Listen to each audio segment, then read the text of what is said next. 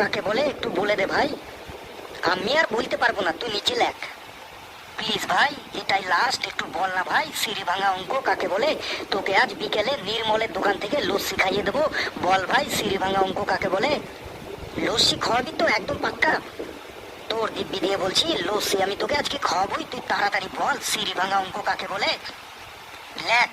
যদি কেউ ঘরের সিঁড়ি দিয়ে দোতলায় উঠতে উঠতে অঙ্ক করে, আর তখনই যদি সে সিঁড়িতে স্লিপ করে পড়ে যায়, আর তখন তার মনে সিঁড়ির ওপর একটা রাগ চলে আসে, তখন সে রাগের মাথায় হাতুড়ি দিয়ে এক হাত দিয়ে সিঁড়িটা ভাঙতে থাকে, আরেক হাত দিয়ে অঙ্ক করতে থাকে। এইভাবে সিঁড়ি ভাঙতে ভাঙতে অঙ্ক করাকে সিঁড়ি ভাঙা অঙ্ক বলে। তুই থাম ভাই, এবার আমি বুঝে গেছি তোকে। বাহ ফেলু বাহ, অঙ্কতে তোর যা জ্ঞান, তুই তো দেখছি এবার নতুন করে অঙ্কের বই লিখতে পারবি। এই সময় হয়ে গেছে, সবাই খাতা জমা দিয়ে দে।